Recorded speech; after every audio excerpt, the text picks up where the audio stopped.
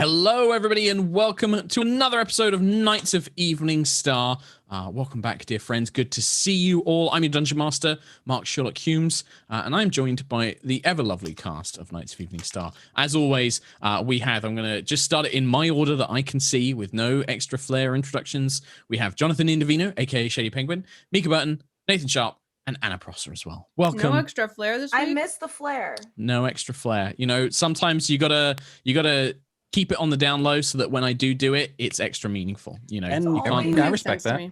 And our lovely, handsome, spectacular, clever British DM. Compelling.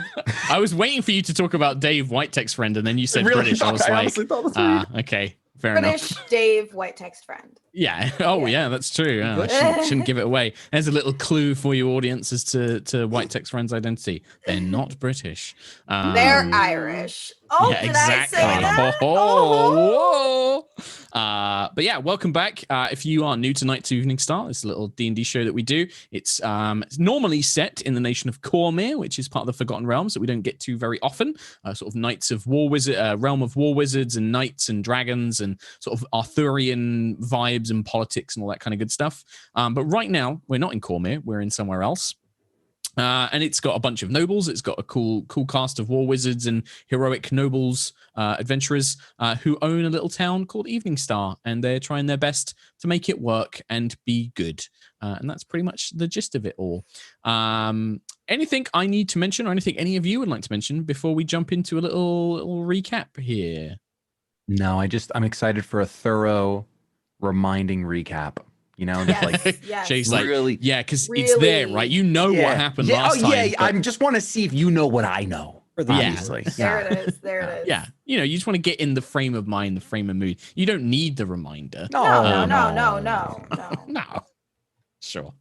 Marvelous. Well, we'll just jump straight into it then, and we'll play some Dungeons and Dragons.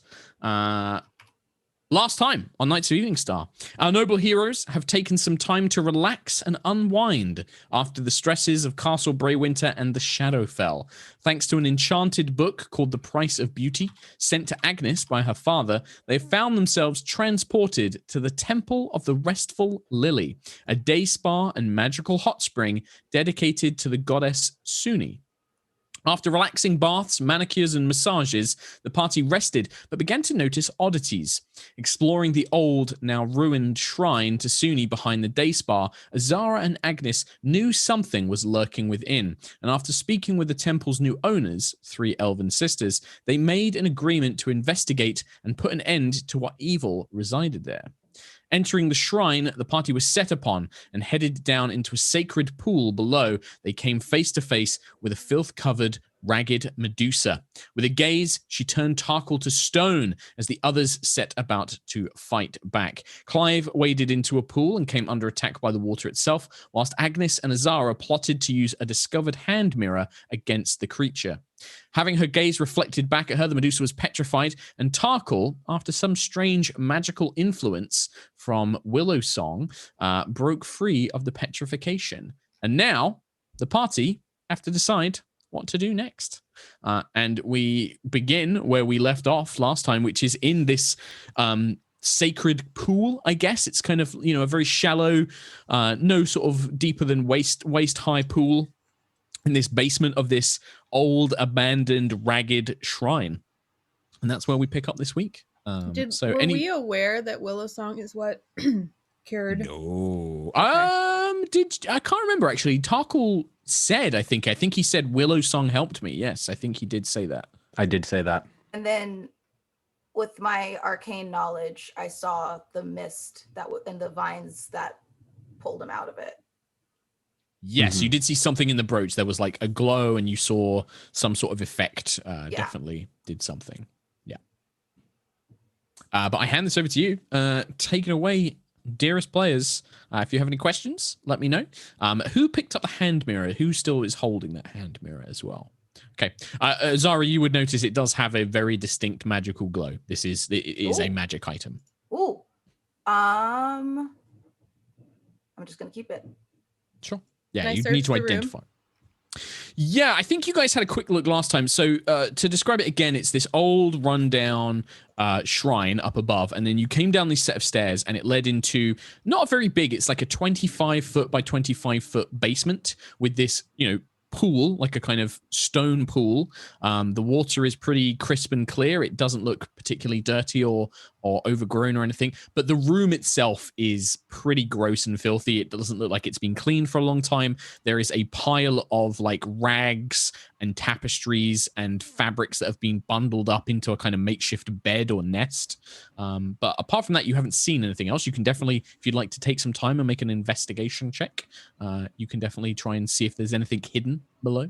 If I also remember correctly, at the end of last time's episode, we agreed to leave the medusa in stone just in case this is Sylvari, because the medusa is still there, petrified, sort of like hands up, trying to kind of block her face where she was petrified. Tarkhal told us that the kobold was like, shit's suspicious, so we're like not sure if we should trust the sisters or not.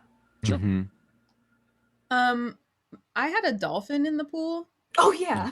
You do? Can the dolphin investigate for me?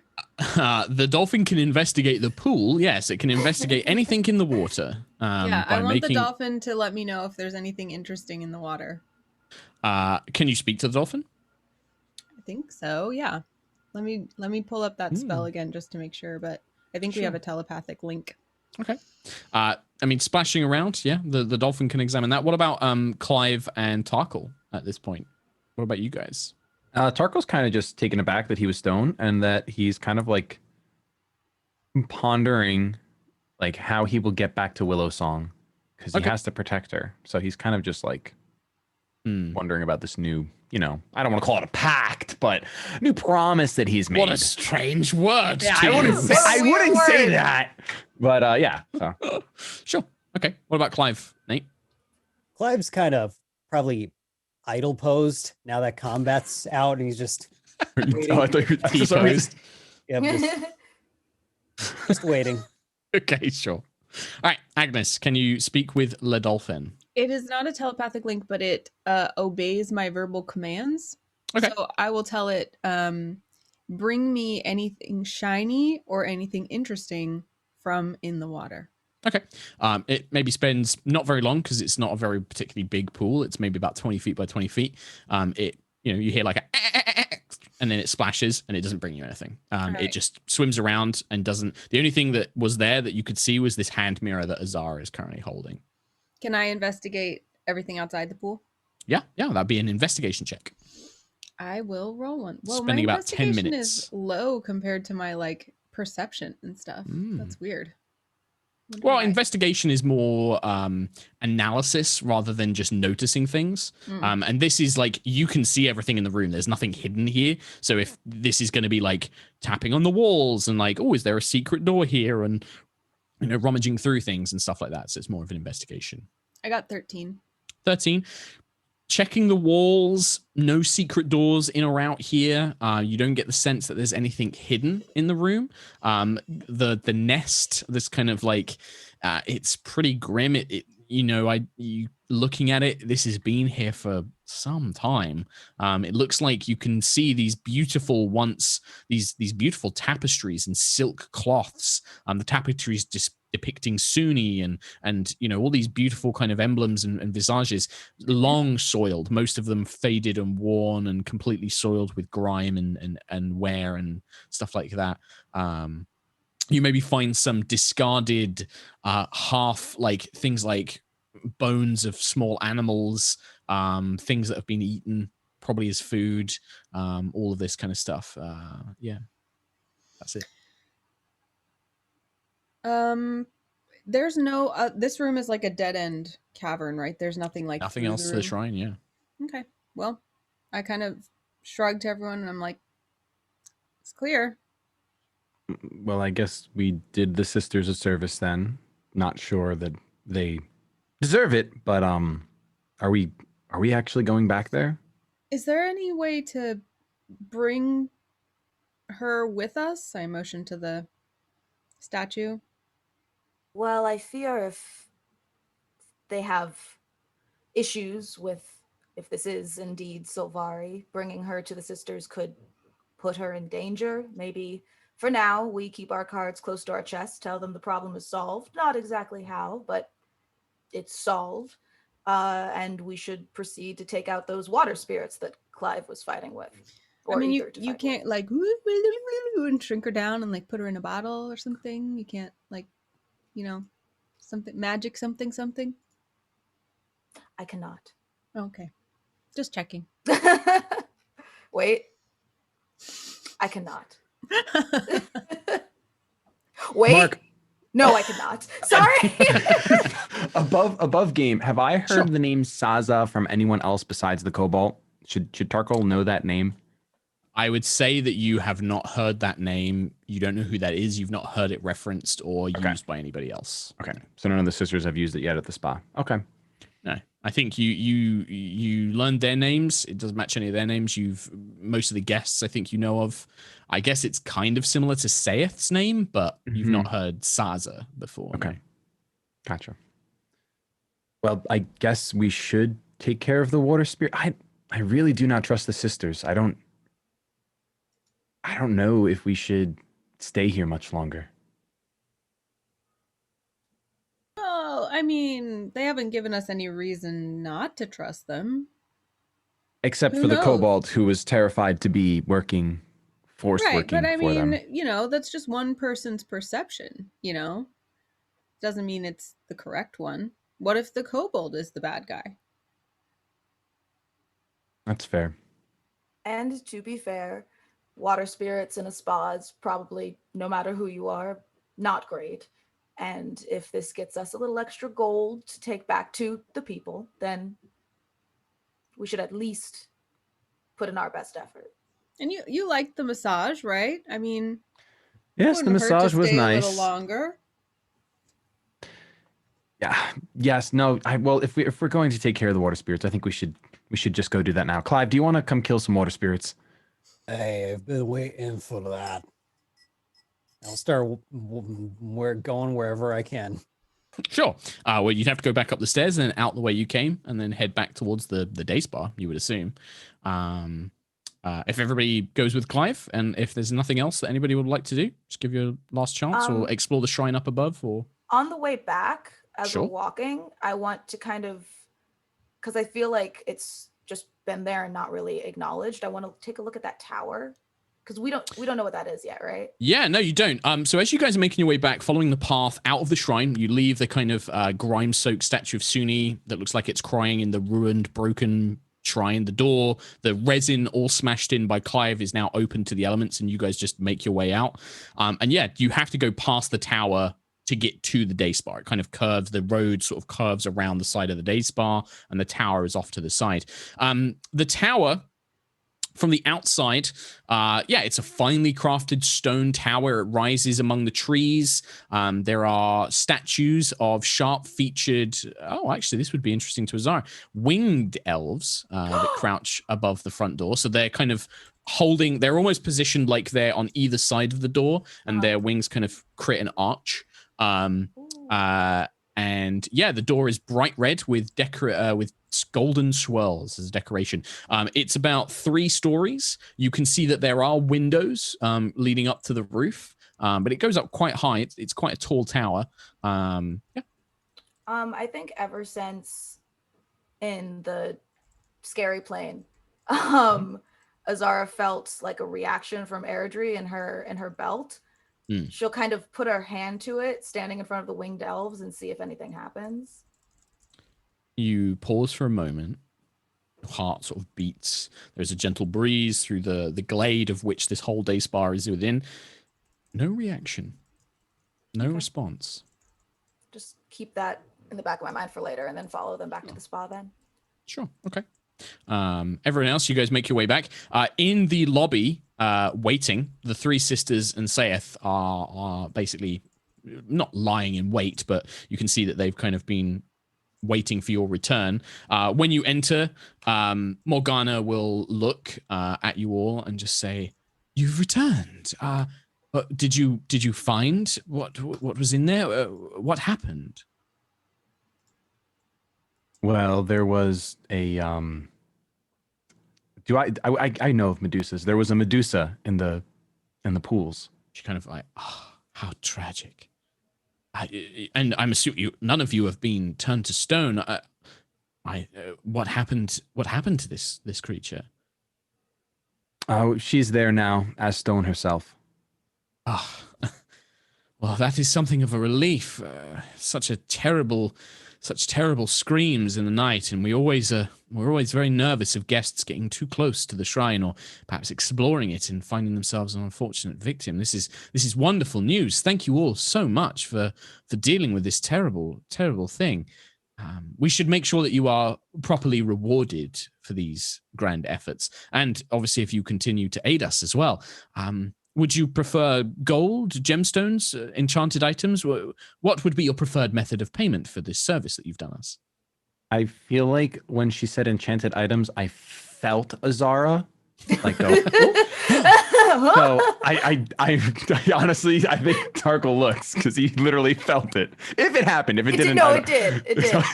And then knowing Azara did say gold for the people, she will bite her tongue and she'll say, as wonderful as enchanted items sounds, for this first job, seeing as it was quite a large one, gold to bring back to our kingdom sounds lovely. However, if there were enchanted items in return for the destruction of said water spirits, I'm sure we would not say no. The water spirits are likely to be far less of a danger than this medusa that you faced. Mm-hmm. Perhaps we could come to something. Perhaps one enchanted item and some gold. Perhaps a split would seem fitting.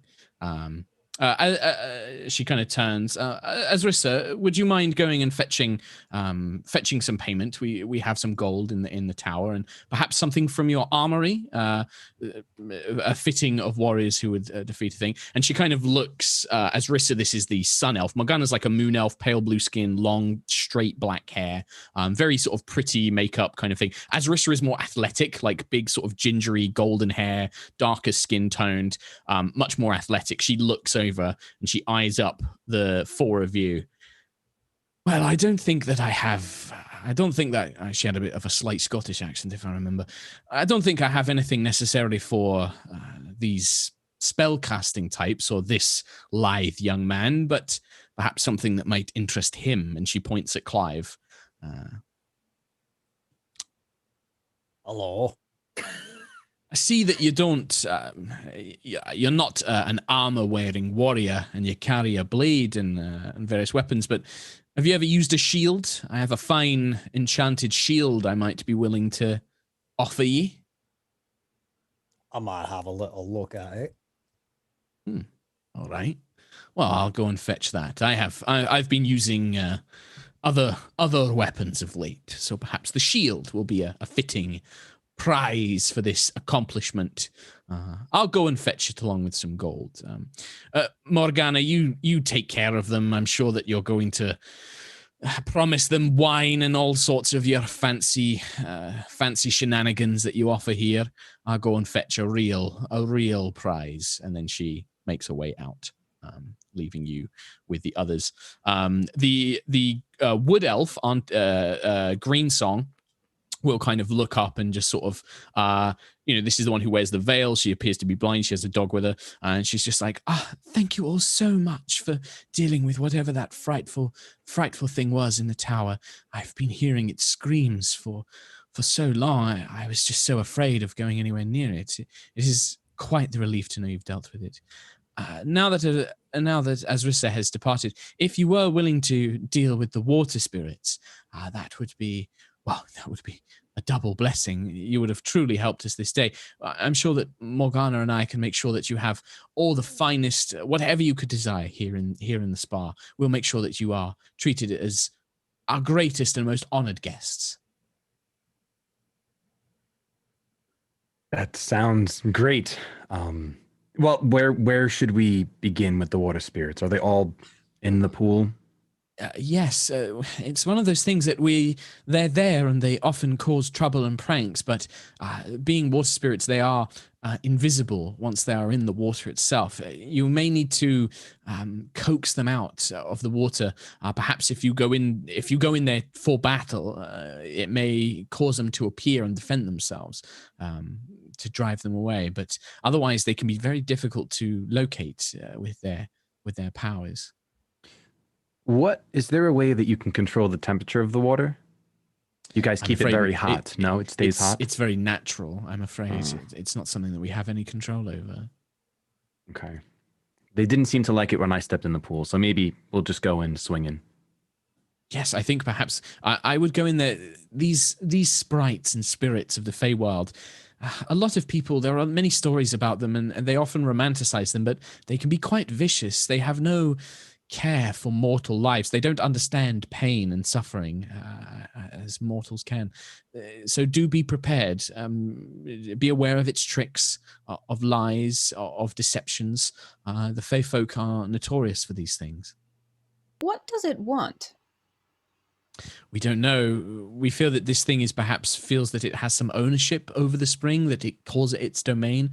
We don't think that it likes the fact that others have been coming here and using it.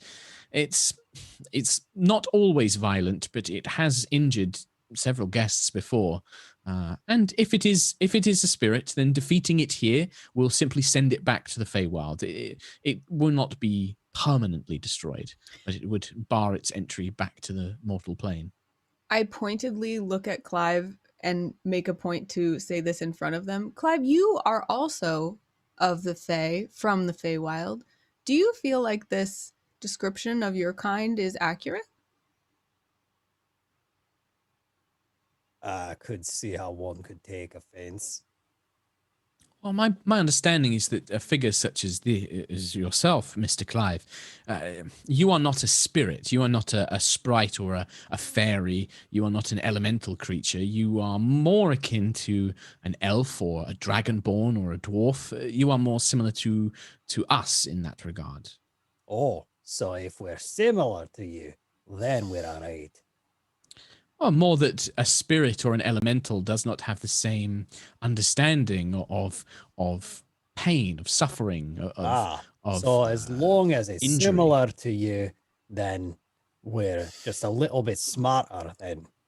Heavens, no, I would never. I do not mean to imply anything of the sort. And you can see she's kind of getting quite upset. Morgana kind of, it's all right, dear. It's all right. I do understand what you are implying. We are not trying to cause any offense here.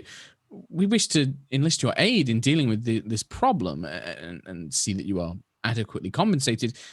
We understand, obviously, that there are intelligent, sentient beings in the Feywild, but this is some sort of nefarious trickster or spirit that is causing harm. I guess I'll wait to do this until we kind of take our leave, but I want to pull Azara aside and ask a question. Sure. Okay. Well, it seems like this might hit too close to home. Maybe we'll just go and try and talk to the spirits.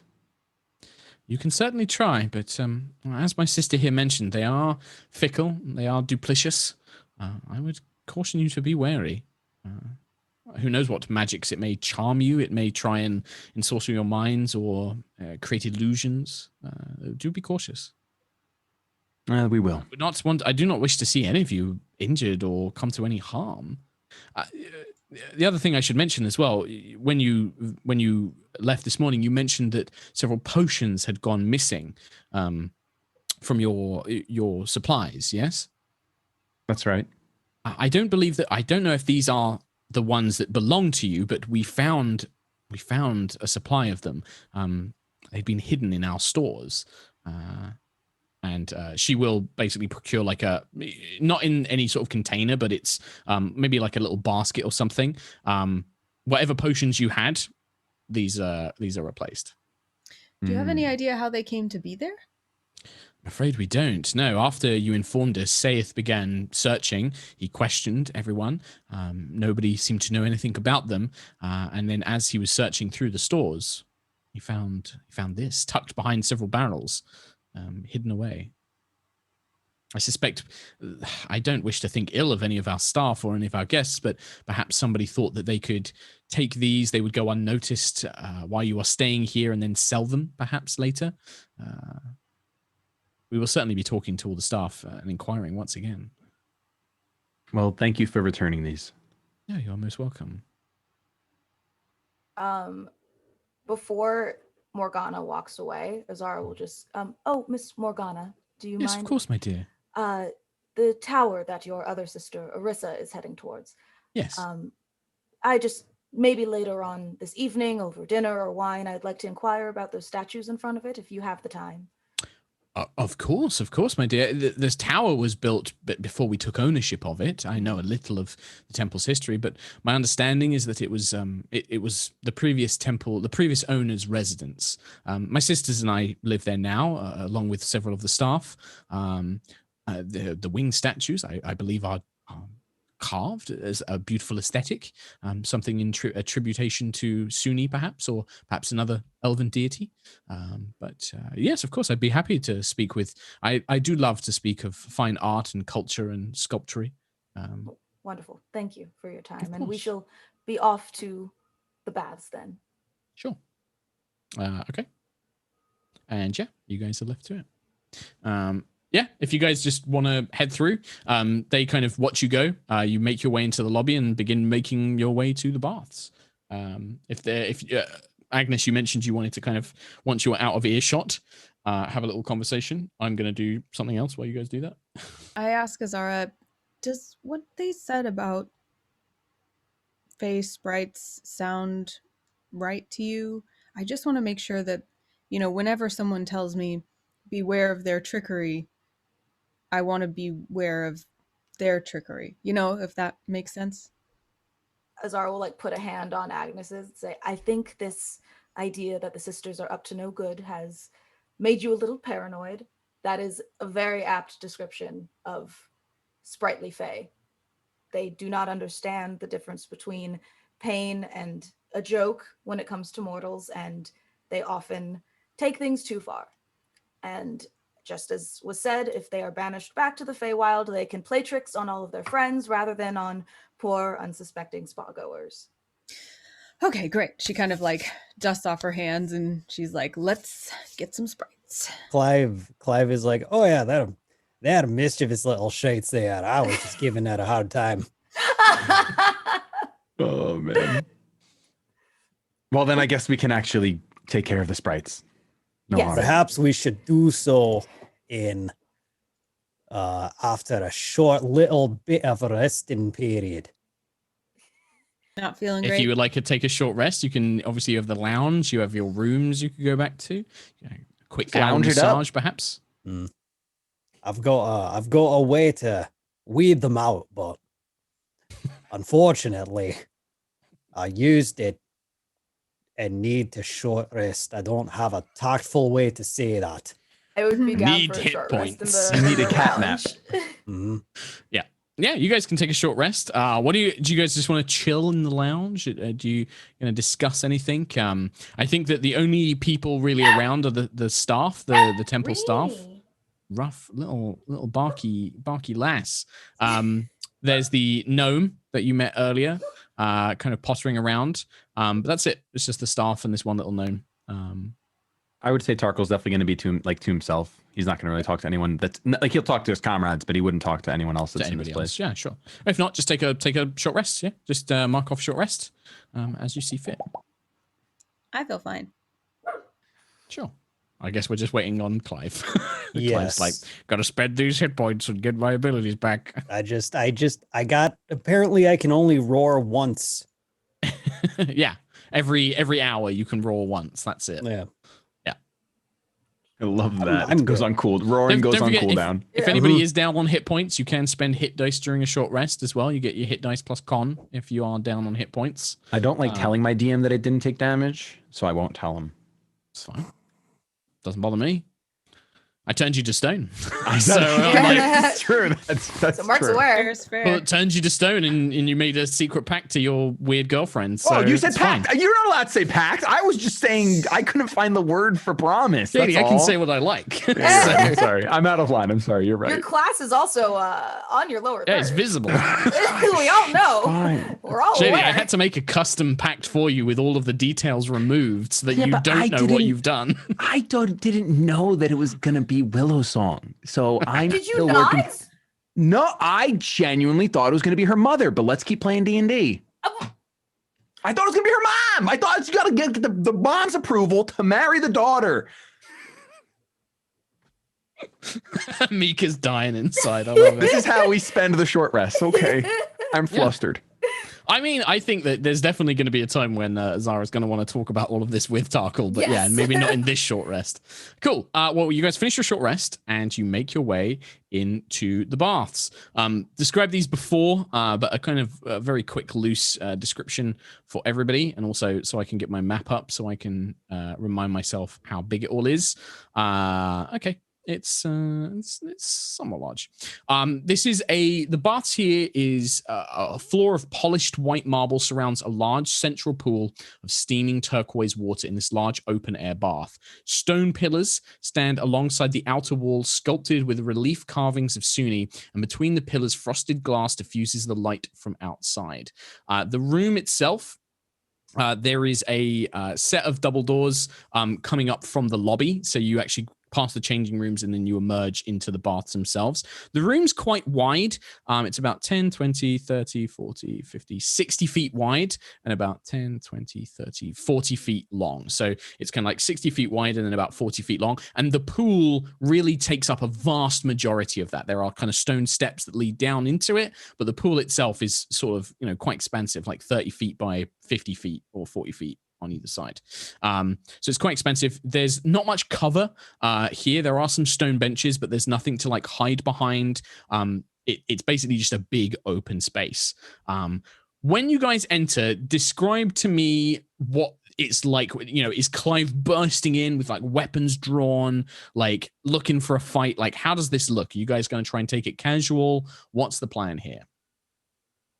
I think Clive would go in like not bursting out Mad Lad style, but probably Morningstar out and just like walking. These are baths. Are they like basically small pools? Like it's one big pool. It's one big pool. Imagine like a fancy hotel swimming pool with like stone marble floor, the columns on the far wall, and then benches on the very outskirts of the room.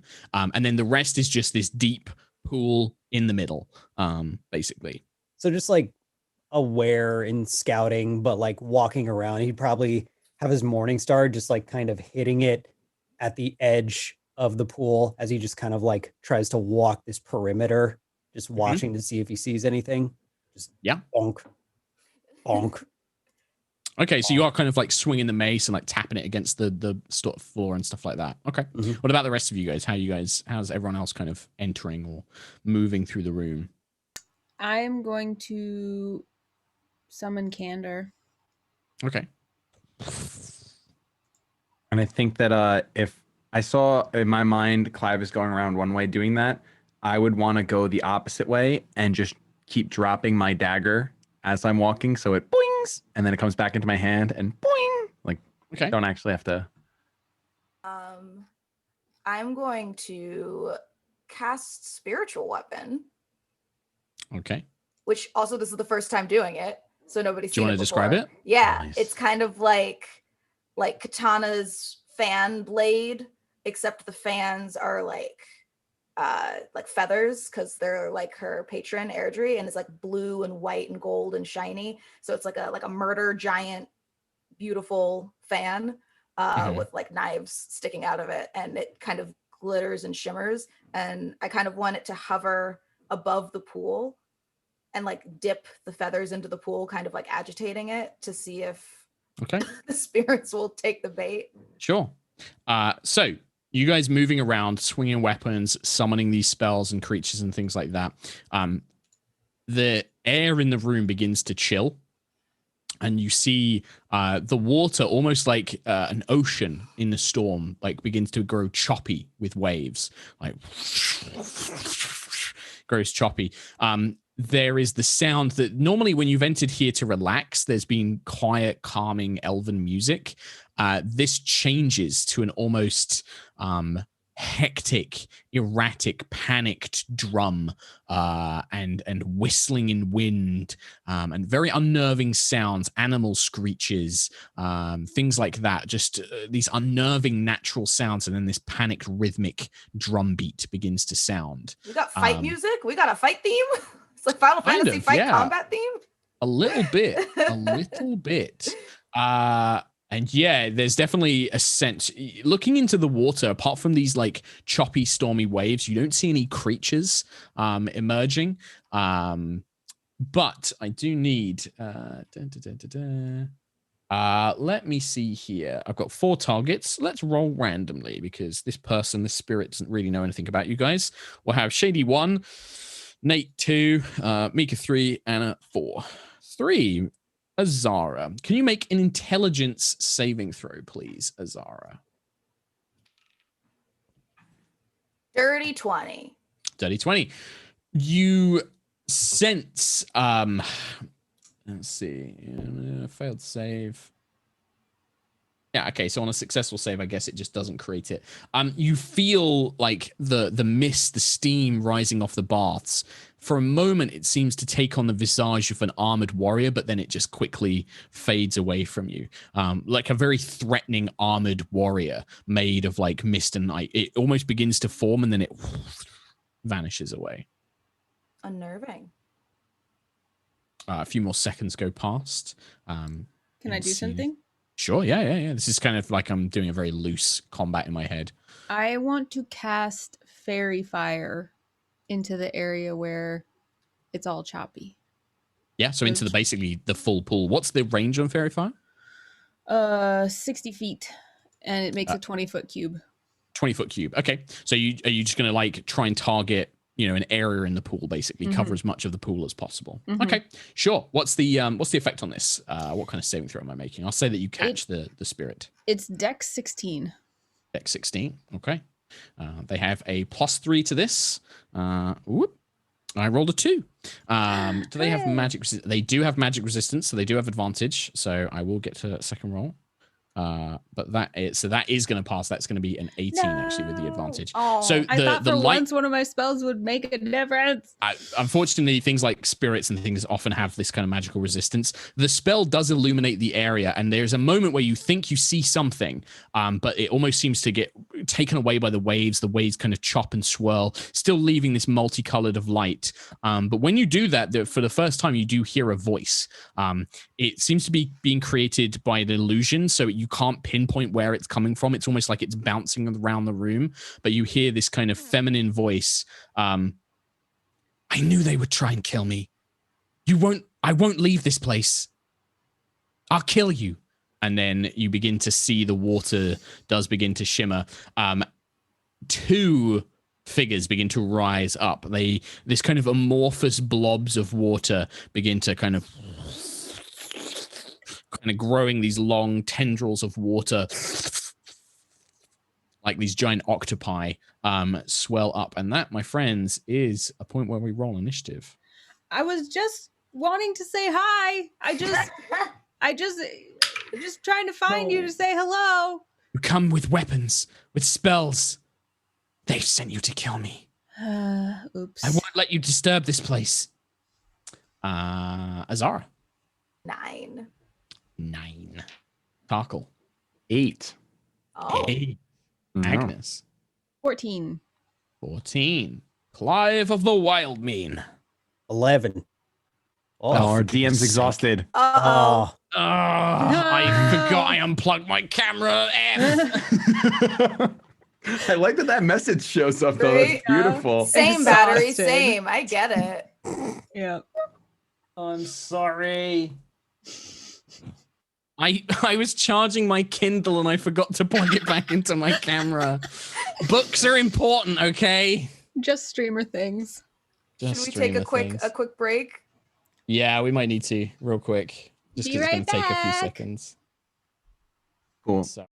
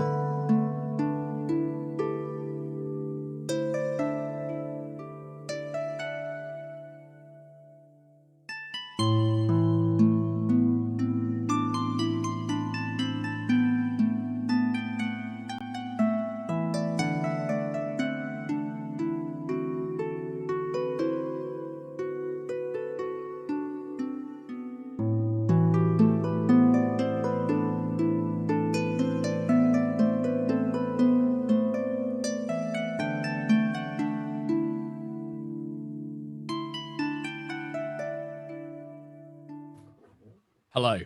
Pretend that never happened. We're just jumping straight back in. Yeah, the spirit kind of calls out to you, and I think it was just Clive's initiative I was grabbing. 11. 11. Okay.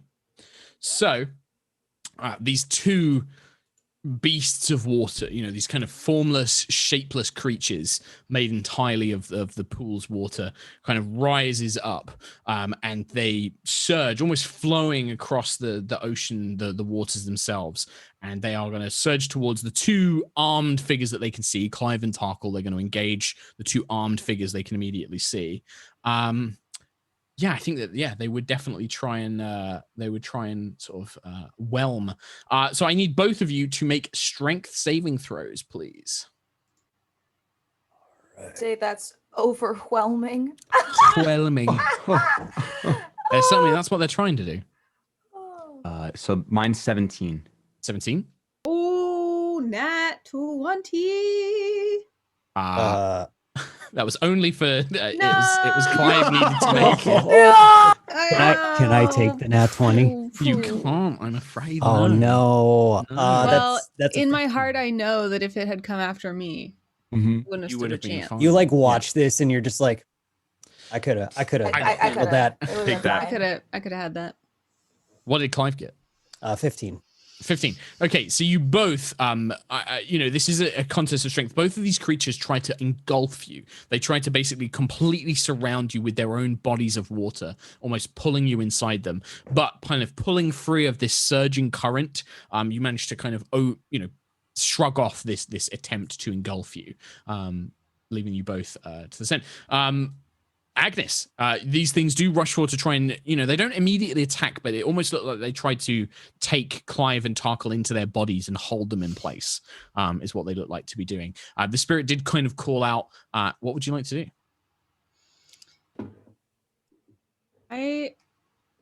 Do I have any knowledge of, like, this thing is made of water. If I hit it, it probably won't do any damage? You guys are pretty high level and you're a druid. I mean, these are almost certainly water elementals.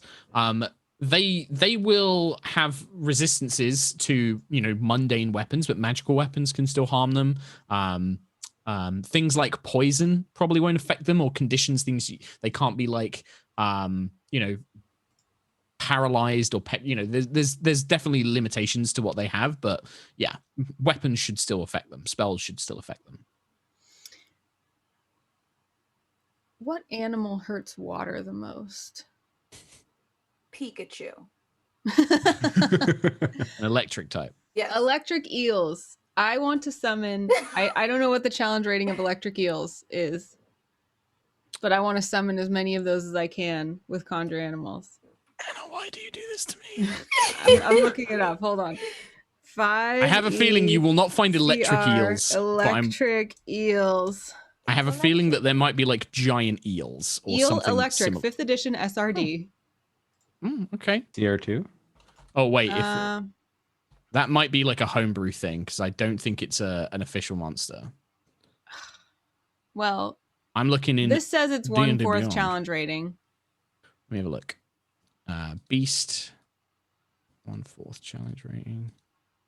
Electric There's a eel. giant lightning eel that is challenge 3, which I can't summon with this spell. What's your maximum thing that you can summon?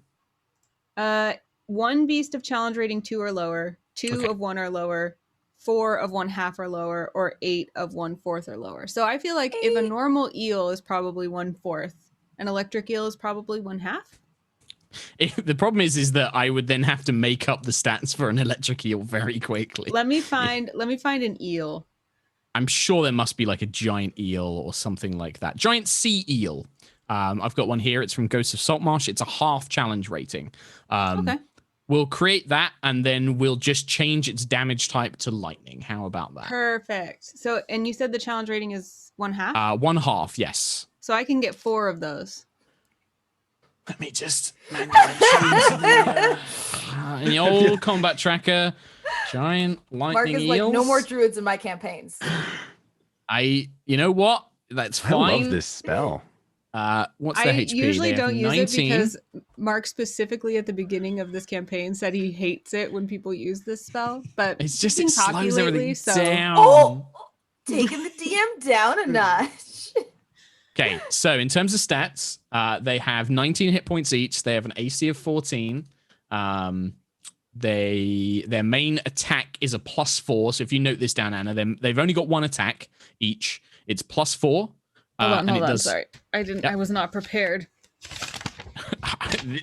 Yeah, welcome to my world. Well, I thought you were gonna link me to the one you found. Oh, because I don't know. I'm hoping that you can see it if you've got Ghosts of Saltmarsh. So I will put it in our Zoom chat. Yeah, I can see that.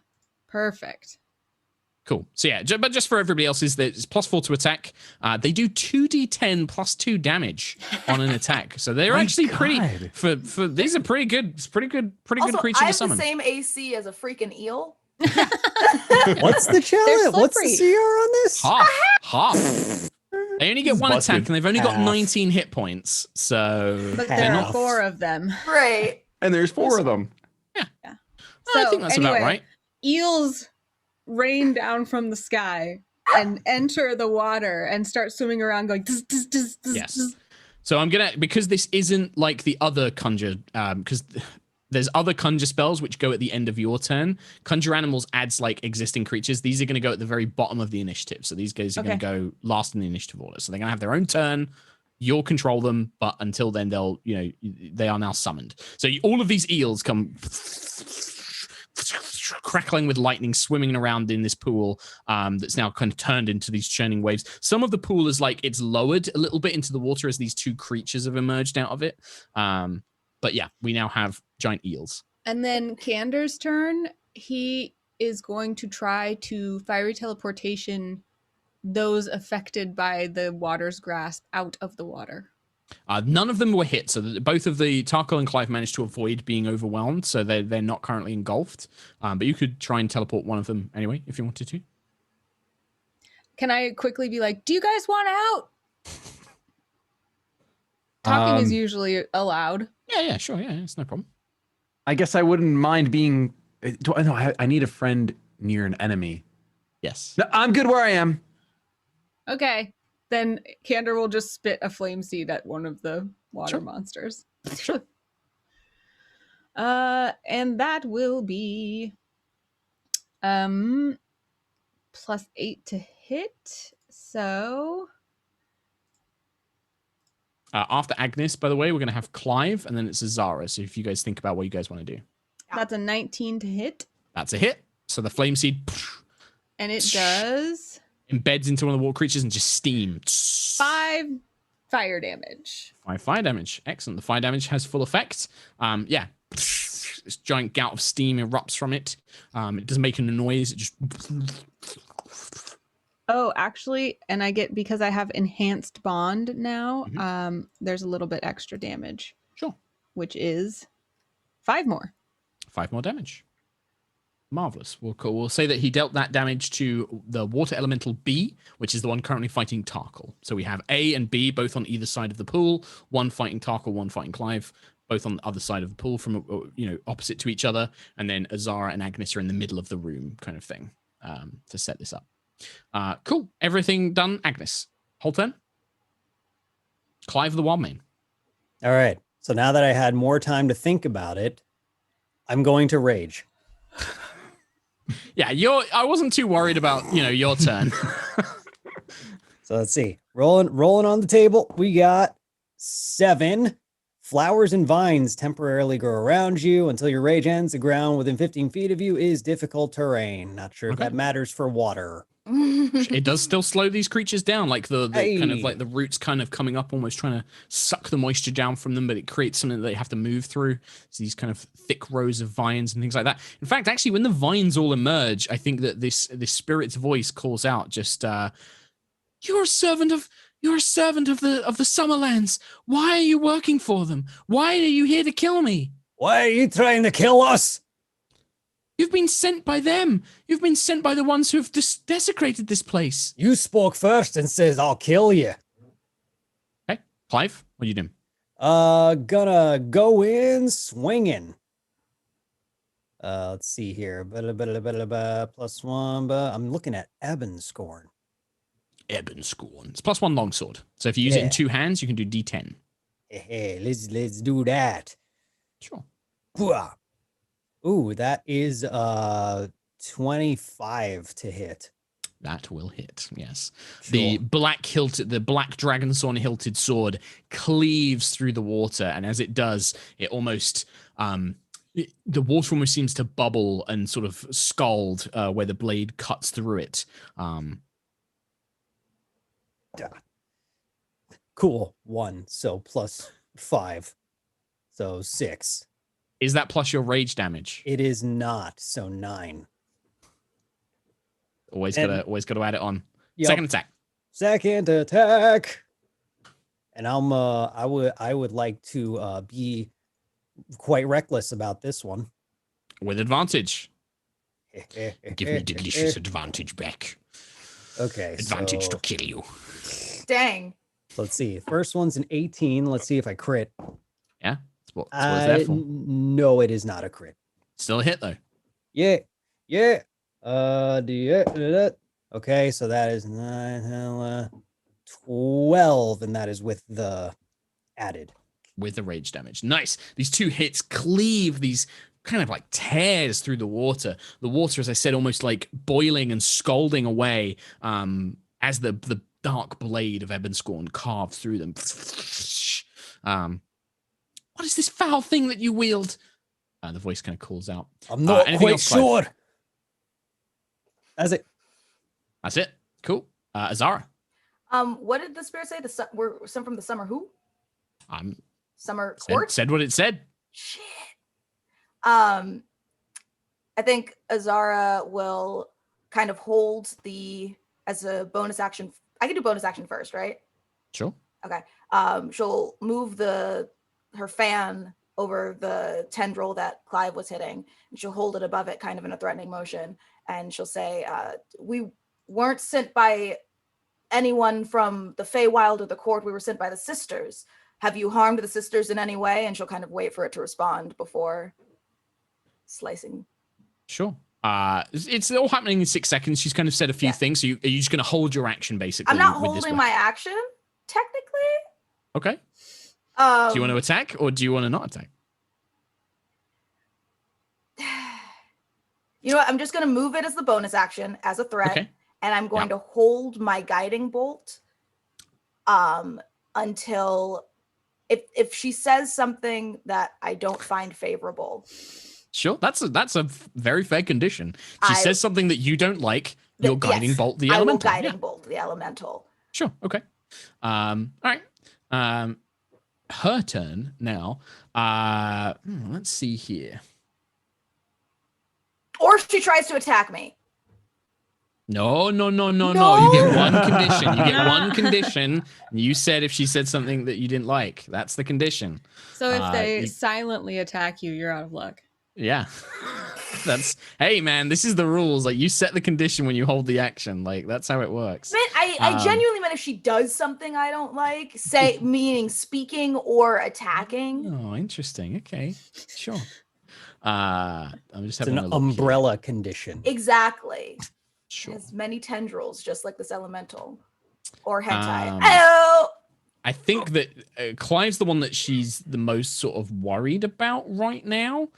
So Clive, I need you to make an intelligence check, please. You're so smart, intelligence saving throw. Oh, okay. Uh-oh.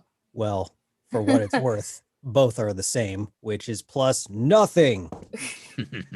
No thoughts, head empty. That's a 5. That's a 5. Okay. So to Clive's mind, not only is this watery kind of form takes place from the kind of rising steam, this water spirit clearly summons another enemy for you to fight. I'm trying to think, what is something that Clive would be. You tell me, is there anything like, is there a beast or like a thing that Clive could potentially, in fact, actually, no, it's based on what she thinks.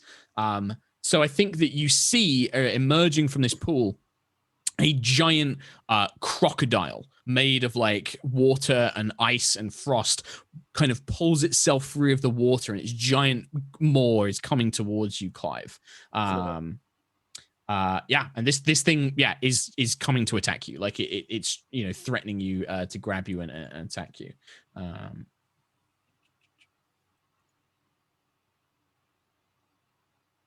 Okay, and you're just gonna take some psychic damage. So you take 5 psychic damage as this thing gnashes its jaws, and you barely manage to kind of get away.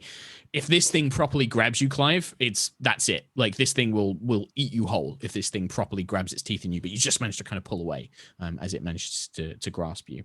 You don't see anything. Like, the rest of you, none of you see this creature. Only Clive sees it. Clive is screaming about a crocodile. Is there? The voice will call back out to you, Azara, and say, "Sisters, if they are, I'm trying to think what she would say here. They are too afraid to come here. I know what they truly are. If they came here, I would kill them. They have desecrated this place." I'm not going to guiding bolt. Okay. Can I respond to that, or is it not my turn? I would say, because it's like, this is all happening in 6 seconds, technically speaking, as a free action, but obviously we want to kind of keep it in the realms of what people can do. We'll go to Tarkhal and then the Eels, and then it will be a new round, and then we'll maybe have like another kind of exchange of speaking. But everybody heard that, right? Like. Yes, try and keep in mind that this is all happening at once. So I would say this round to just act like what you were going to do before she said it. Gotcha. And then next round, everybody's kind of on the same wavelength. Gotcha. So it's my turn? Yeah.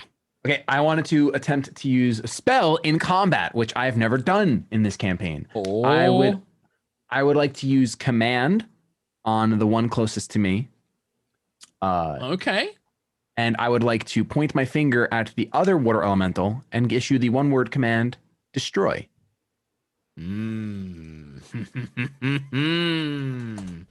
Let's have a look. Let's have a look at the old command spell. You speak a one-word command to a creature that you can see within range. The target must succeed on a wisdom saving throw or follow the command on its next turn. The spell has no effect if the target is undead, if it doesn't understand your language, or if the command is directly harmful to it, which it is not. It is directly harmful to another creature. I would say, yeah, this will work. Obviously, it will only make one turn of attacks. So I just want its next turn. I'm hoping it'll move away from me and do that. Basically. Sure, and it is not immune to charm effects. It can be charmed. So I'm going to make a wisdom saving throw. This is a spell. These things don't have magic resistance, so it's just a straight up spell. That is an 8 total. So what does this look like? This is the first time you've used like a spell like this in combat. So like, is there a cool look to it? Or yeah, in my mind, mist flows from the brooch that's tied to my cape, and as I lift my hand to point, the green like mist surrounds my arm like a vine almost. And at the tip of my finger, it points off. And then maybe there's a little bit of steam coming from my neck as I look at her, like just from upside my cape. Yeah, you look at this amorphous water creature. And yeah, you see it kind of, it turns and it begins advancing in towards the other one. Fighting Clive. We all saw that, right? And everyone saw it. And also, a side note, I don't see it here, but I am assuming that I can still take, when it actually moves, I can take an opportunity attack and it still has to follow my command until the end of its turn. I would say yes, it would, because if the command spell doesn't say if you attack it, it ends the spell. It just says if the command is harmful to it, it would do it. But yeah, I'd say no. You can make an opportunity attack as normal. That doesn't mean it won't. It could do lots of things to try and avoid that if it had a way to sort of escape from you. But for sure. Anything else, Tarkhal? That'll be it. Okay. The lightning eels. They're just like, I imagine they're swimming inside the water that has swelled up and become these blobs, right? I think 4, because these are large. What size are they? They are large creatures. 4 of them. They won't fit in these elementals. They're in the pool itself, but they are so big that they could come out of the water and like snap at the elementals. They're gonna like flap their tails out and electrocute them, if that's how electric eels work. I don't know. Sure. Who knows? That's how it works now. Should I roll for them all at once? Make 4 attacks. So make 4 separate attacks. Split up the attacks because there are 2 of the elementals. I don't know if you want them all to target one or if you want to split the attacks or however you want to do it. So I've got 12, 14, 20, and 2 plus, what is their attack bonus? Plus 4. So any that can, if you're attacking the water elementals, any hit of a 14 or higher will hit. So everyone except for little Joe 2 over there. Oh, 2. Cool. So 3 of them hit. How do you want to split their attacks? Are they all targeting one, or are they going to split their attack? Yeah, they'll all target the one that Tarkhal was also attacking. Okay, so the one that's attacking Clive that Tarkhal's told the other one to attack. Yes, all of them. So the one attacking Clive, basically. Yeah. Okay, so all 3 of them against Clive's one. Mm-hmm. Right, that's going to be 6d10 plus 6 damage then, please. Jesus! There's all 3 attacks. Each one is 2d10 plus 2, so... 6d10 plus what? 6d10 plus 6. Now, because the normal eels do damage that these guys have some resistance to, I'm still going to give them a bit of resistance, but it's still a ton of damage. 29. Total? Mm-hmm. Nice. So yeah, the one fighting Clive, all of these things like come up and this water kind of crackles through their body. Steam rises off from the superheated energy created by the lightning eels as they kind of slap into. There's also partially like their bodies smacking into it as well. I will say, I won't do full half damage, but yeah, all three of them, smash into this water elemental. And you can see that one that was trying to engulf Clive, a lot of it's diminished in size, like it's shrunk down from all of this lost water from these attacks that have been attacking it. Okay. At the top of the round, if Azara, did you want to say anything? Yes, please. Sure. Azara will kind of hold out her arms to her friends and say, "Hold your fire," and then point to the water spirit and say, as a note, you guys haven't seen this water spirit yet. There are these two point elementals in the direction of the elementals then. Sure, yeah. Assuming that the spirit is somewhere over there. You assume somewhere in the water. She'll point in the direction of the water and say, "What are the sisters?" Okay. All right. The elementals are just going to react because they just seem to be acting sort of almost defensively. Right. One of them, Tarkhal, slides its way along the side of the pool. You may make your opportunity attack if you wish. I will do so with just my Kiss of Silver. Sure. And I'm guessing I don't really have anything special because there's no ally within 5 feet. Sadly not. This is going to be a normal no sneak attack. Sure. So 23. That's it. Yeah, 23. Oh, wait, that's sneak attack damage. Just 8 damage. Oh, I rolled max. 8 points of damage. 8 points of damage still. You kind of get a cut in. Part of the water is parted by the magical blade, but it just kind of lumbers forward and it tries to slam 2 of its own tendrils against its companion, basically. I'll roll for these. So the first one is only a 9. So the first one kind of lazily slaps the side of the pool, splashing water everywhere. The second one, however, is going to be a 17, which is a hit. 2d8 plus 4 bludgeoning damage, halved. So that is going to be 8 plus 9 is 17. Half of 17 is 8. So another 8 points of damage to the one fighting Clive as, the one you commanded, Tarkhal, smashes these tendrils into it. You do hear a kind of, under your spell, there is kind of not like a squeal, but sort of an agonized, kind of cry, almost like an upset sound. The other water elemental still acting on instinct is just going to it's going to attack Clive twice, doing so with advantage because he recklessly attacked. That's going to be a 20 to hit you on the first one, Clive. Mm-hmm. That's a dirty 20, not a nat 20. Okay. 4, 9 points of damage, halved because you're raging, so 4 points of damage total. Okay, so because of that, unstable backlash is going to kick in. Sure. And I'm gonna roll on the table, see what happens now. Excellent. An intangible spirit, which looks like a flumfer pixie, your choice, appears within 5 feet of one creature of your choice that you can see within 30 feet of you. And at the end of the current turn, the spirit explodes, and each creature within 5 feet must succeed a dex save. So this thing that just hit me, just a little pixie's gonna pop up next to him. Does it? I mean, I guess this just looks like a regular pixie, right? Like, little green-bodied creature with wings, fairy wings. Just seems to. What is happening? Where am I? What? Are you ready? Begins to scream as it's about to explode. That's an interesting one. And then the second attack against Clive. With advantage because of reckless. It's going to be another 20, dirty 20 to hit. So that's going to be 6, 9, 13. So 12 damage. That's already halved. So, all right. So you get slapped by these 2 watery tendrils as it does so, and then this pixie kind of appears and begins to scream and like vibrate. And you just hear this like voice sort of call out like, what are you doing? You must know what they are. They're not. Who are you? Why do you carry Silvari's hand mirror? What have you done with her?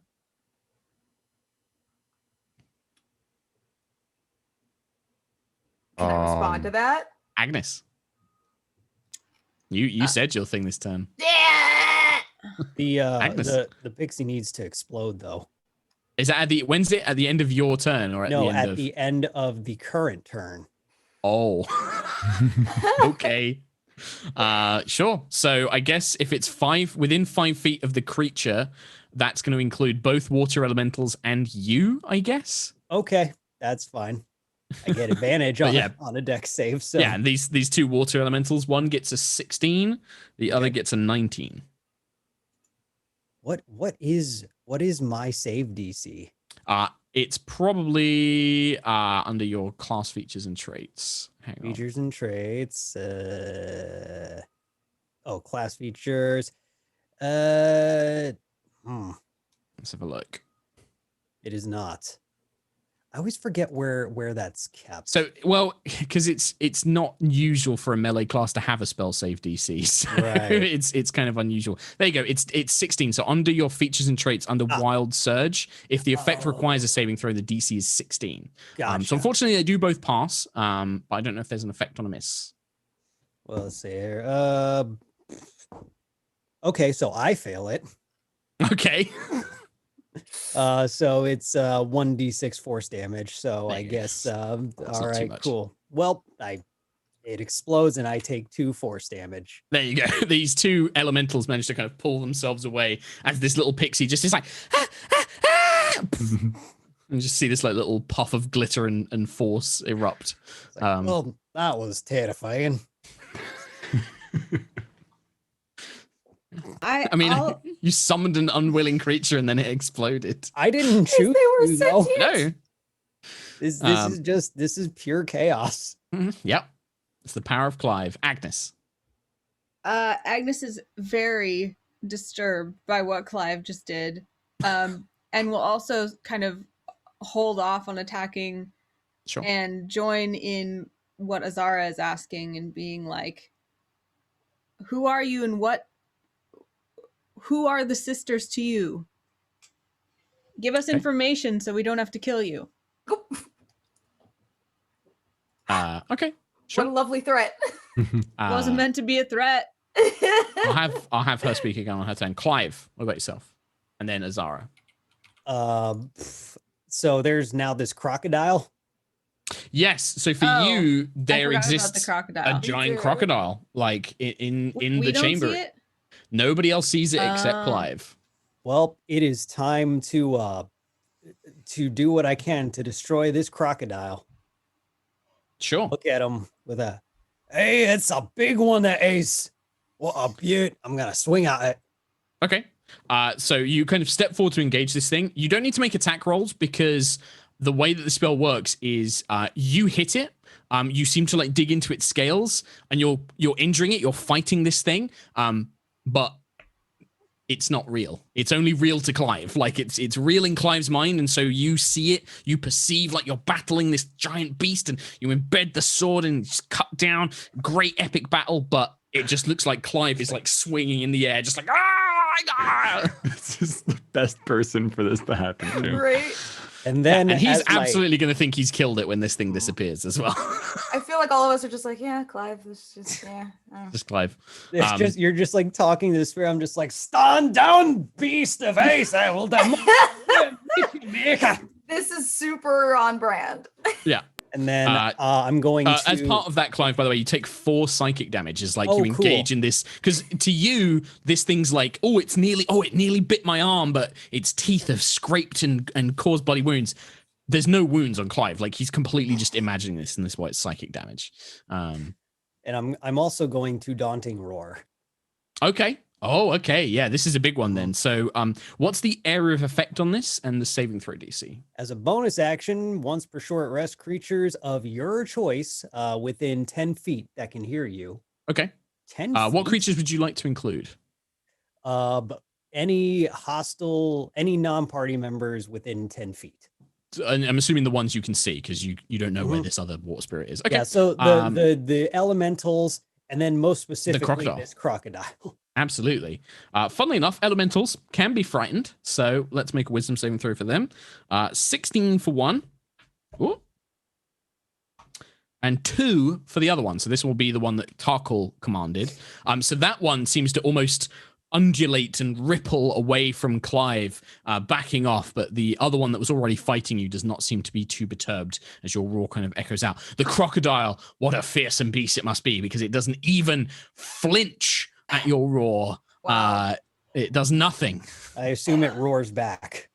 Yeah, it's just like steam and water kind of spray all over you. I mean, to your mind, it's a majestic fight. You know, this will be one to remember. Yeah. Azara. Azara will again hold the fan, but she'll kind of pull the fan away in like a sign of like put it towards you, like a defensive. Yeah, a defensive, but also like I'm not going to actively hurt you. And say, look, we were just sent here by the sisters, but if they are a greater evil than you, then we'd like to know what is going on. And she'll hold up Silvari's mirror and she'll say, we found this in the Temple of Sune. There was a Medusa. It's still alive. And we just want to help. Okay. And then she'll also say, Silvari sent us here through her book.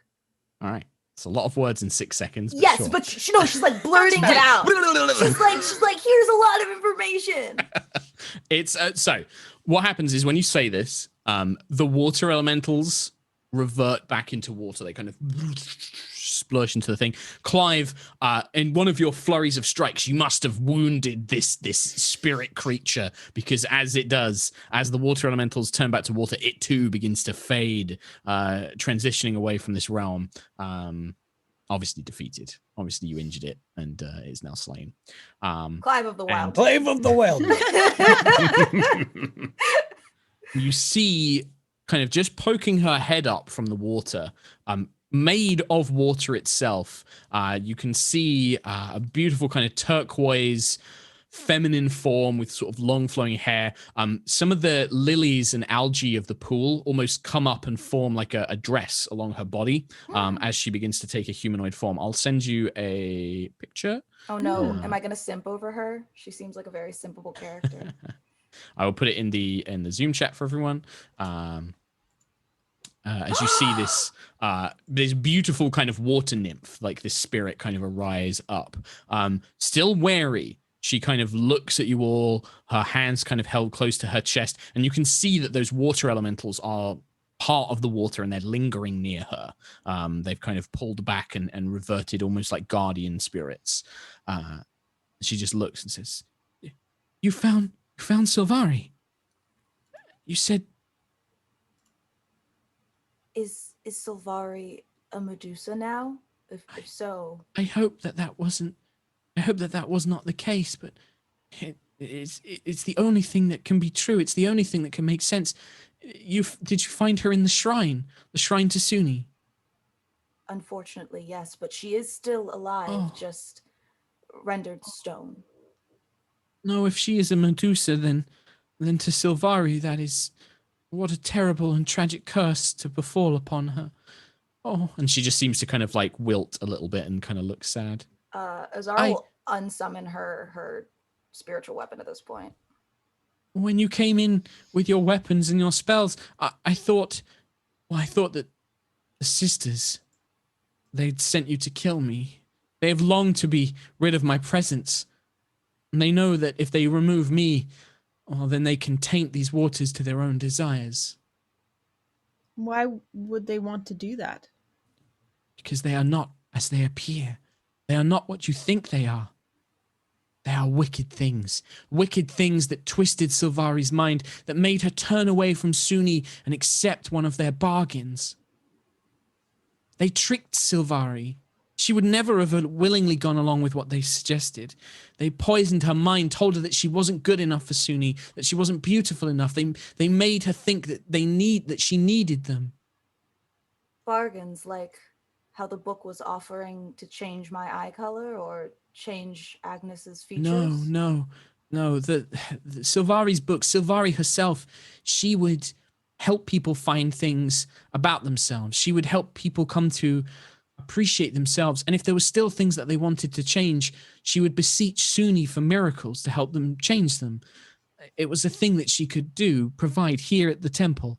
But these creatures, these ones that call themselves sisters, although a dark twist of that word, they do so with some unnatural ritual, some evil spell that they've concocted, some foul, tainted magic.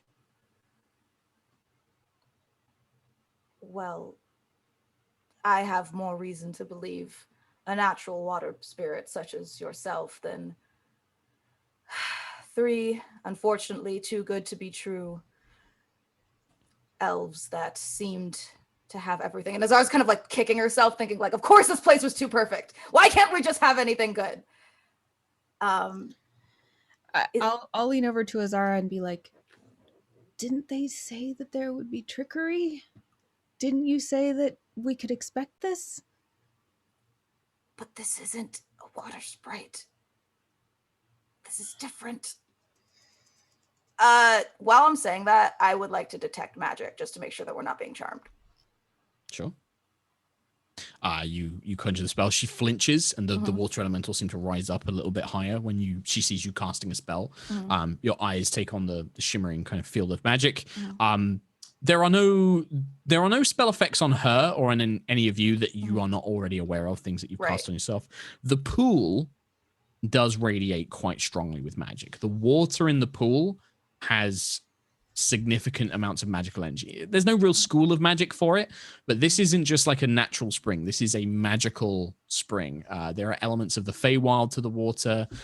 You likely suspect that its kind of rejuvenating abilities will probably are connected to this magical power of the spring. And they are connected to the spirit. So the water in the pool and the spirit are connected in a similar way that a dryad is bound to a tree. This naiad is bound to a place of water, and you suspect that she has somewhat control over it. She can turn it, she can make it harmful, or she can make it helpful to those who enter it. So I think I would impart that onto the group and say, if she really wanted us out of here, the water would be burning us. But you say all these words, you claim that Silvari sent you, that you do not know what's going on, then why, and she points at Clive, why does he carry such a wicked thing? And why does this one, and she points at Tarkhal, there is something strange about him. There is some unnaturalness, some power. Azara will turn to Clive and say, well, we picked that weapon up in a terrifying place. We still have to figure out where that comes from. As for that, and she turns to Tarkhal and she's like, we have to discuss that at a later date. However, you have dragon blood. How do I know I can trust you? You have the blood of blue dragons, wicked, vile things, vain and arrogant and deceitful. And Azara will say, I am vain and arrogant and deceitful, however, and she'll kind of hold her hand to her belt, and she'll kind of make a silent prayer to Airdrie and say, I have come upon a new path, and I am following my new goddess, who I do know share many values with Sune, who I see that you hold dear. And I can swear to you on Airdrie that we would like to help if we can. And she'll try and kind of whisper to her, like, come on, girl, pull through. Like, I need some divine winds or something. Like, it's a shame you don't have any divine intervention yet, eh? But she the does seem weapon was there. The Naiad does seem to. Go on. When Azara says that stuff, I want to have the eels turn all cute and like you know how a puppy would, or like a cat would roll. So I think as they do that, the spirit turns to you, Agnis, and says, You are trained in the old ways, in the ways of the wilds. What do you say to all of this, child of fire? You have been taught by the old teachings, the teachings of flame and regrowth. We can sense this in you. You conjure animals to this place. Surely you must have suspected the taint of those things. It's easy not to see what you don't want to see. And I guess that is the problem here. What I do know is you can trust these people. You can trust Azara. She knows what she's talking about. And if you'll keep talking to us, we'll figure this out. We don't want to cause harm. One of the eels, like a kitty cat, like rubs against her leg. She kind of pets it, and she does, like, when she sees it, there's almost like a childlike innocence where she's just like, oh, and she smiles as she kind of pets the eel. Very well, I will speak with you. My name is Cyrena. Silvari was dear to me, my friend. And what brought the sisters here? They coveted my water, my spring. But Silvari had amassed followers, believers, to help her run the temple. They knew that they would not be able to necessarily take it through force. I would not allow them. My water is especially harmful to them, especially. But they tricked Silvari. They manipulated her. Even I was convinced for a time. I've only recently learnt what they truly were. They came under the disguise of dryads, of grove wardens, of creatures of the Feywild. They said that they were sent by Sune to help Silvari. They poisoned her mind. They told her that she was ugly and did not deserve Sune's love. Silvari already feared that this may be the case, that she wasn't good enough for her goddess. And so she began to listen more to their lies and less to her own heart. And eventually, they took Silvari to the tower. I don't know the nature of whatever ritual or spell they used, but I knew that something had happened to Silvari. I felt it. That was the last I knew. Years ago. It's sometimes difficult to remember the passage of time, but many, many moons and suns have passed since that happened. What did they want with your water? Creatures like them, what they are, they always covet that which is pure and good, to twist it, to taint it, to turn it to their own selfish, debased, ghoulish means. What are they exactly? Oh, they are wicked things of the old woods and old swamps, things that creep at night and stalk into places to steal children and lie and deceive. They are called hags. These three in particular are vile ones. They are called the Coven of the Fetid Gaze. And what properties does your water have that they would take for their own?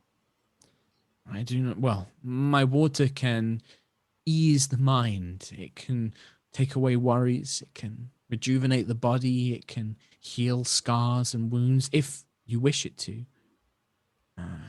I suspect that they wish to. They are clever and they concoct and brew and mix and make twisting things to their own desires. I suspect that they would have used the water perhaps to lure more mortals here, to perhaps poison them slowly or to disfigure them in some way and then offer them treatments and illusions to help cover it or to help hide it. Could your waters help Silvari if we brought her here in her current form? I suspect that I could. Well, did you say she's still alive, but a medusa?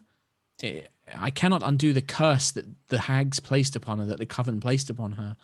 Unfortunately not. I don't know how to break that curse, but it's not just Silvari. There have been others.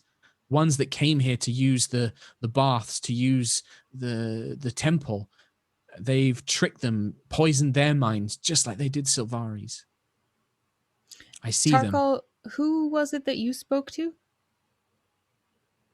I spoke to a oh my gosh, my notes. A tiny kobold, but he had mentioned that Saza will make me look like the others. Vile Saza.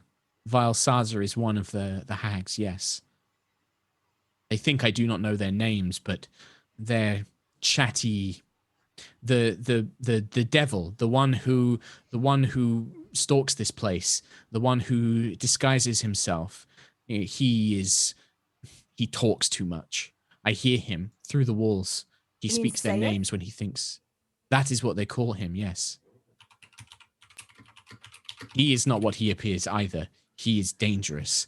There is the smell of brimstone, of fire and ash on him. Well, Serena. But I do not think that. Serana? I think. Sorry? Was it Serana or Serena? Serena. Serena. Would you have us destroy them?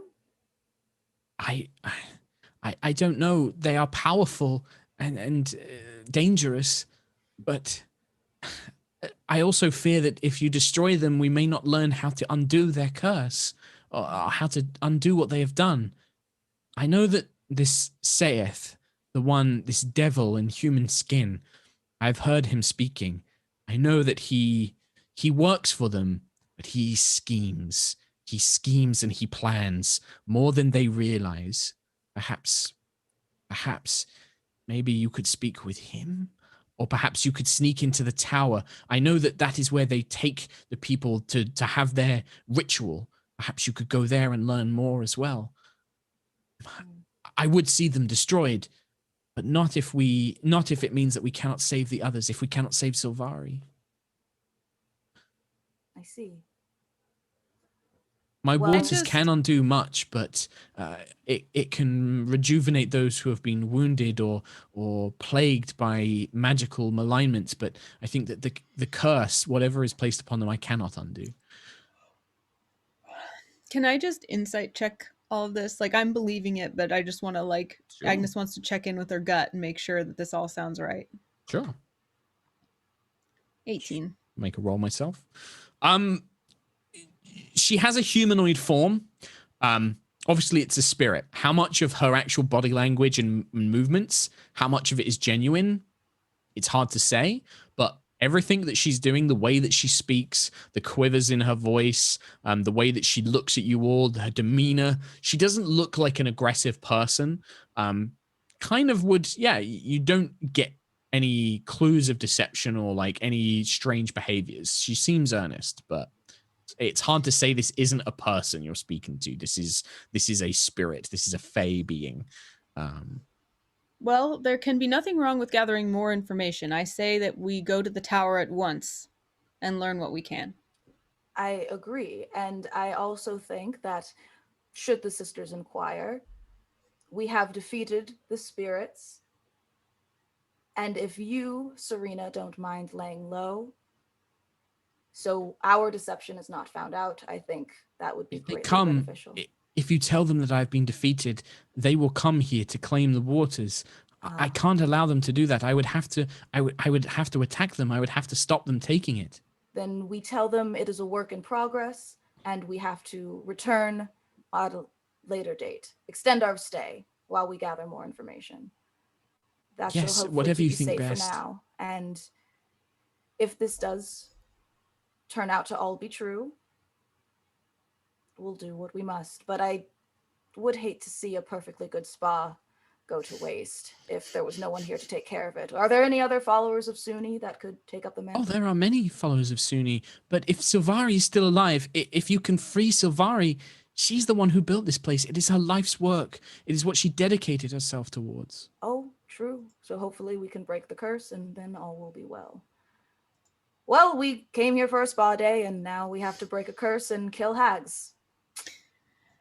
Just another day of the life. Seems like it. And I think there is probably a good point to stop the episode. I think. I'm not sure. I always get a bit confused with time because we start, but we have a little chat beforehand. But I think we're about time. And that's also just a good stopping point, I think, with you guys like, cool, information gained, hags to go and fight, and all that kind of good stuff. I feel like D&D is the definition of this is why we can't have nice things. Like every time you're like, you had nice things. We had a massage. You had a day of nice things. You've had 2 days of nice things, and now now you have to, now we're on a mission. solve the problems. Yeah, and then you can have nice things again. I had 4 giant electric eels, so I had nice things That's today. true. They fell from the sky. I just imagined these little eels like wiggling on the way down. Yep. Clive got to fight an epic mega crocodile. Glorious battle. A glorious battle. He also summoned a Mind. sentient fairy only to have it explode 20 seconds later. Oh yeah. Yep. Perfect. All nice things. All nice things. All nice things.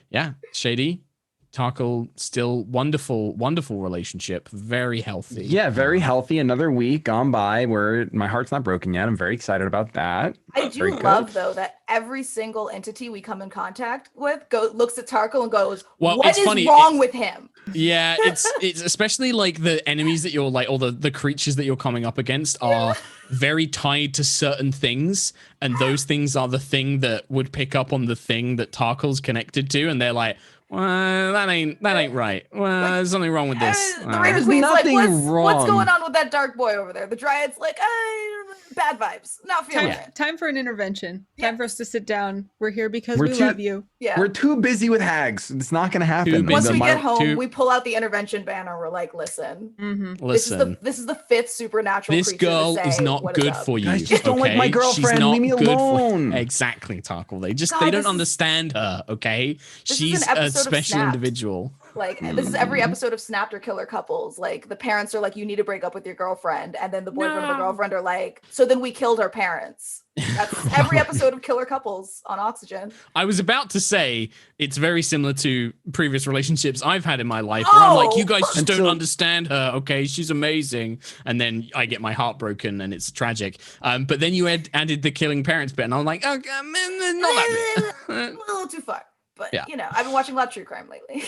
Nice. Well, excellent game. Thank you very much, players. Thank you very much, audience, for watching. Let us do some shouty outs and then we'll wrap it all up. Also, reminder that the module we're playing is one that Mark wrote. Mark, if I wanted to play this module, where would I find it?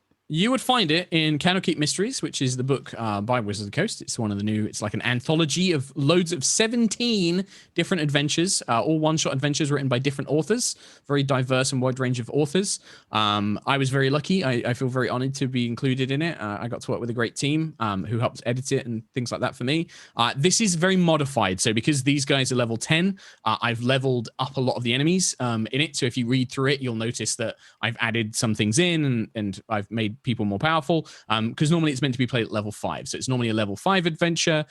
Quite a few people, I've had some very nice feedback. Lots of people have said it's very good for like one shots, or if you do want to have that beach episode but still have D&D mystery to solve. That's kind of the whole point of it. It's meant to be like a cool place to go and visit. Oh, and look, there's a weird mystery going on as well, which is played out perfectly here. So thank you very much, players, for rolling with the intended themes and everything. So thank you very much. I'm having a great time with it. A great time. Magic. Shall we begin with Nate Sharp? Tell us what's going on. Where can people find you? What's going down in the world, Nate? Boy. Well, for me, NateWantsToBattle.com/tour. We're going on tour in 2 months, but more so important, words are hard. CantripBrand.com. We got look at all of this lovely attire that everyone but me is wearing. I'm not wearing it because it's super hot, but now I'm wearing it. Yeah, CantripBrand.com. We launched line 1.5 Origin Collection buff. We are excited. Shady. Hi guys, I'm Shady. You can find me back streaming again, twitch.tv/ShadyPenguinn. Your father has returned. You can come watch me do something. I don't really know what I'm doing day to day. So it's a surprise. It's like a loot box, but a person selling themselves on the internet. Consume. Also, CantripBrand.com. I tag Mica. Hi, I'm Mica Burton. You can find me everywhere at Mica Burton. But more recently, you can find me on my Instagram at Mica Strides because I've been horseback riding like a mofo. My horse's name is X-Man. And I bought him a tag that says Xavier's School. And anyway, I'm a nerd. Everything else I'm doing is NDA right now. So check out CantripBrand.com, Anna. Yeah, as a little more information, we buffed our collection, so we put a lot of new items out. So if you've checked out cantripbrand.com before, you will find new things now. There are a couple limited or collector edition pieces that will not be restocked once they're gone. You saw Mark and Mica have the limited edition bomber jacket, which is actually the first product that we ever conceptualized for Cantrip Brand, but it took this long to make it perfect and have it come out. So grab one of those before they're gone if you'd like. And we also have our Wormwood Polyhedral Spell Circle Hex Dice Vaults. Are you talking about this? That exact one is on the website available. It's previously only available at PAX one time, and now there's a limited run of, I believe, 100 of them. Each one is engraved with its specific number. Once they are gone, they are gone. So be sure to check those out. Also, we did restock a bunch of the old items. Some of them sold out again. So keep your eye out and join the mailing list if you want restock notifications, because we're working on getting those back out. The sweatshirt that Shady is wearing, there's a crop hoodie version that a lot of people have been asking me about. It's great. I have it. It's restocked right now. Go check it out. And I'm at Anna Prosser everywhere. And Mark, what about you? Hi, you can find me again, SherlockHulmes on pretty much everything: Twitter, Twitch, Instagram, blah, blah, blah, all that kind of stuff. I do another D&D show, a D&D show. We've been doing it for a long time. High Rollers D&D, big epic level campaign going on right now, which is very, very exciting. Over on High Rollers D&D, that's on Twitch and Twitter and everything else as well. With my crew here in the UK, they're sold out now, but I did want to just show off because talking about merch and cool stuff with Cantrip, we just did our very first plush of one of our characters, who's a one-winged Aarakocra, and we had this amazing little plush made, which is our little quill plush. Sold out now, but we're hoping that maybe we will try and do some more in the future. But that was just it's like one of my favorite pieces of merch we've done. Definitely go check out Cantrip Brand. This jacket is the nicest jacket I own. Thank you very much for sending it here. It's super cool. Every time I've worn it with friends, especially nerdy friends, they're like, "Where'd you get that jacket?" I'm like, Cantrip Brand. So go and check that out. But yeah, come and check out High Rollers. Honestly, it's the best thing to do.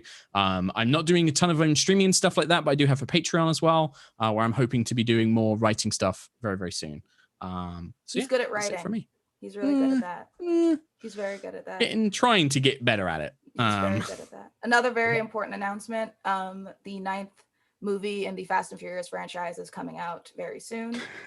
If you do they go to space? Care about me and Anna at all, you will check it out, because family.